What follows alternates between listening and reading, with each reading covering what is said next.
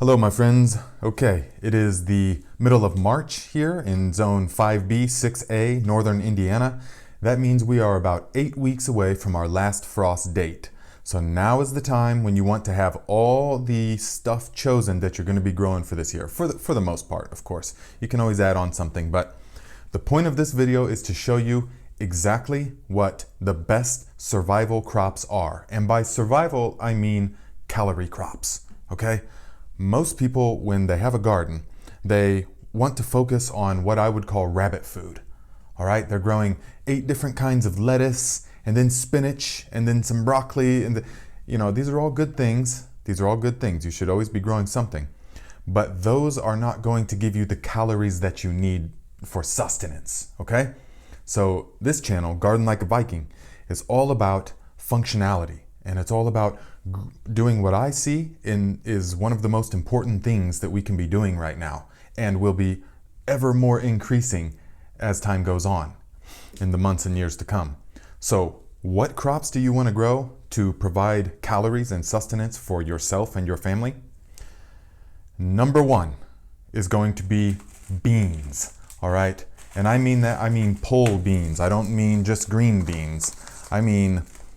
I grow a number of different kinds, okay? Pole beans, mother stallard beans. These things are delicious. I get these from Baker Creek, and they were really prolific last year. They grew 13 feet tall, and they just had all kinds of beans. And the best thing is they just stay all winter long. You just dry them out, and they stay all winter. And so then I just sprout them whenever I need them, and I've got fresh beans. It's magnificent. And the beans are a nearly complete protein, and very nourishing, full of fiber, and full of the good carbohydrates, full of everything that you want. So beans are going to be your best friend, and grow as many different kinds as you can, all right? Because you want the variety. Variety is key when we're talking about nutrients and nourishment. And you want to find out what variety grows best in your area, okay?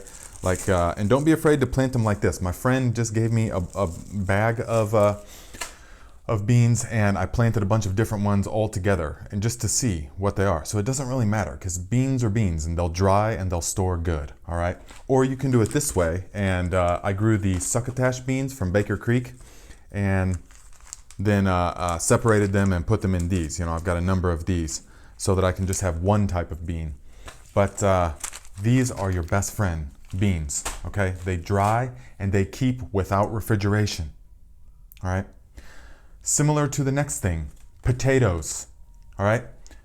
Here is a potato from last season. This is a Yukon Gold. These things were delicious, and it's just now getting to the point where it's starting to sprout like this. And in about another month, when it's time to sprout, they'll probably be like that long. That'll be just pushing it, okay? So these are from last year, though. I've been eating them all winter long.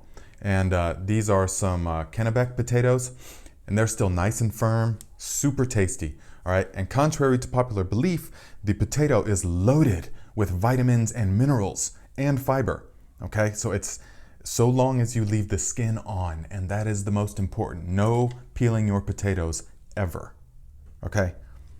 So they're one of the best crops for sustenance and survival. Loads of calories, loads of nourishment. They keep all winter long in the basement if you do it right. And you'll see on this channel, we'll have all kinds of stuff about how to do that, all right? And how to grow them. I'll show you the easiest way to grow these potatoes. Now, next is going to be squash, and I mean winter squash, okay? I've grown all different kinds: acorn squash, red curry squash, Jarradale squash, butternut squash, honey nut squash, all the different kinds. And the one that I found the best is the Tahitian melon squash, okay? Now this thing was like this big. I got these seeds from Baker Creek last year, and these things are magnificent. They're incredible because they're so large, and one vine will produce like 6 or 8 of these things, like 50 or 100 pounds of sweet butternut flavored squash, okay? And they keep all winter long without refrigeration. And also, when you cut them, these Tahitian melon squash, when you just use the portion that you need, it forms like this skin around the opening, and it just like goes back into hibernation. It just stays good like that for so long. Then you just cut off however much more you need, Squash is loaded with vitamins and minerals, lots of vitamin A, vitamin E, vitamin U even. So very important, the nourishment, all right?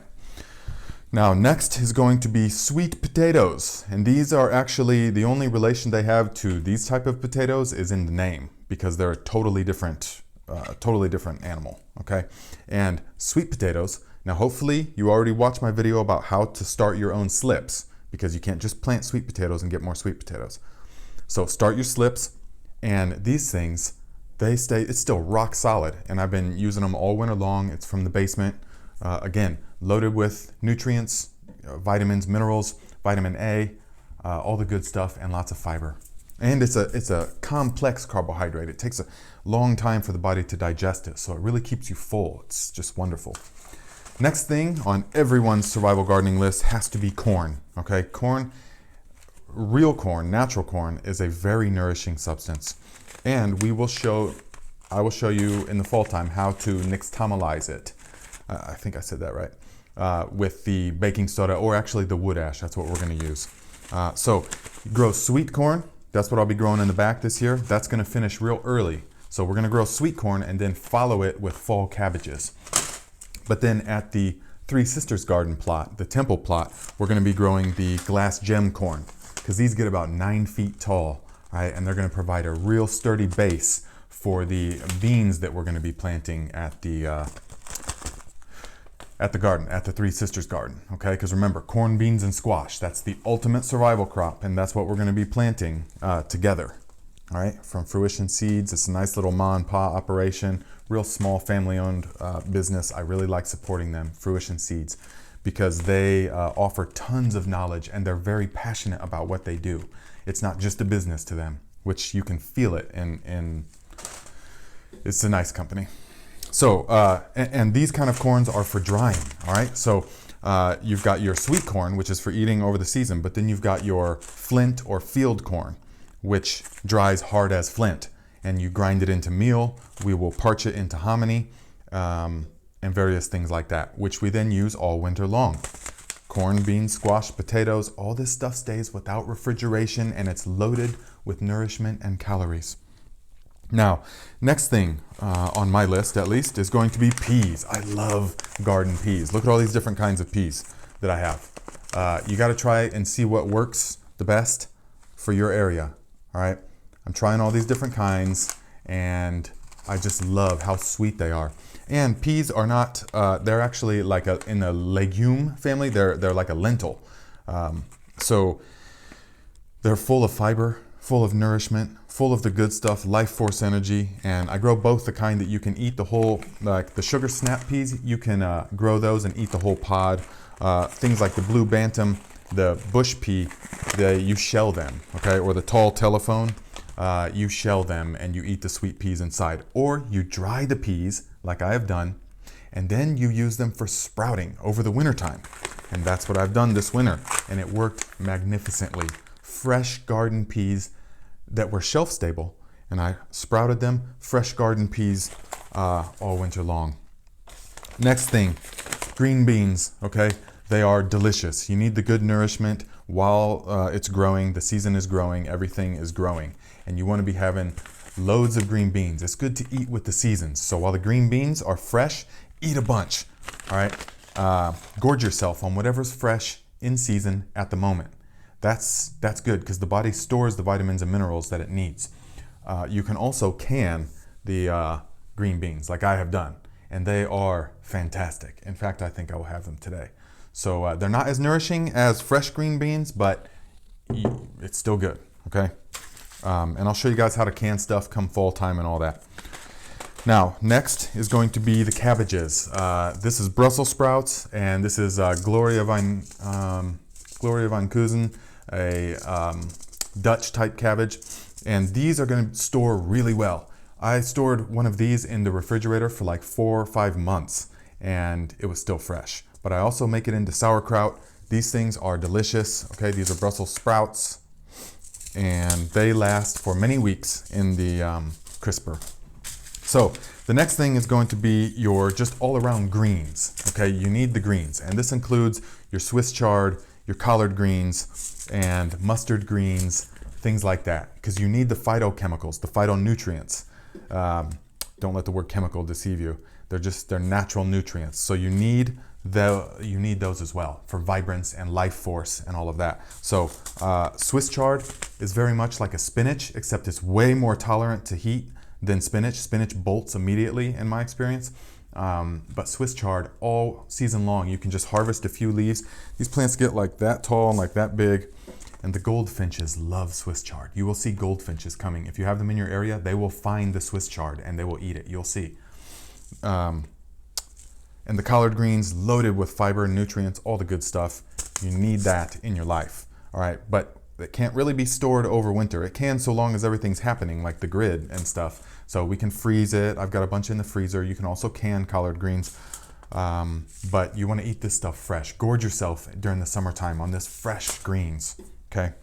Now, the next thing I consider it to be super important is the onions, because in my experience, there is nothing that is more life force giving than onions. I mean, they're a contributor to just abounding, vibrant health. I eat them every day, and they store all winter long just in the basement. They're really a magnificent thing of nature. Along with garlic. I would put garlic in the same class as this. I mean, it is, the alliums. So garlic and onions, be growing that. Now, it's not loaded with calories, but there's other things, like in the Swiss chard and the collard greens and all that, not loaded with calories, but there's other things that the body needs and it really helps everything, okay? So next would be things like your carrots, okay? Carrots get an honorable mention. I like to grow different kinds of carrots. I'm not a huge carrot fan. I mean, I definitely put them in things and I definitely eat them, and they do keep a long time, so they made the list, all right? If you put them in moist sand, or if you put them in, what did I used moist peat moss, straight peat moss, and they kept for a couple of months, pretty good. So carrots definitely make the list, and they got calories and fiber, all the good stuff. Now the honorable mentions are a very honorable mention is going to be like your tomatoes and your peppers. All right. Now they're honorable mention because you're not going to survive eating tomatoes and peppers, but they do give you all different kinds of nutrients, the phytonutrients, the small things that the body requires in small amounts, and they'll keep for a long time. Dried peppers keep for a long time, all right? And they add that heat. The cayenne pepper from the Master Cleanse, really good, okay? You can grow your own, grind it up, and there's your cayenne pepper. You can also grow your own more sweet peppers and then roast them over a charcoal fire or over a flame of some kind, and then dehydrate them and grind them into your own powder like I have. And that flavors and gives a rich heartiness to your stews all winter long. Your potatoes and squash and all that stuff, you use the pepper spices with it. Now, the tomatoes, I grew a bunch of tomatoes, of course, last year and the year before, and I make this pasta sauce out of it. So I made maybe 40 quarts of the pasta sauce, and whenever I want, I just add it to pasta or to lasagna or whatever the dish may be. So definitely nourishing, and everything in here is from the garden. Onions, garlic, all that stuff, basil, it all goes in there. It's all from the garden, okay?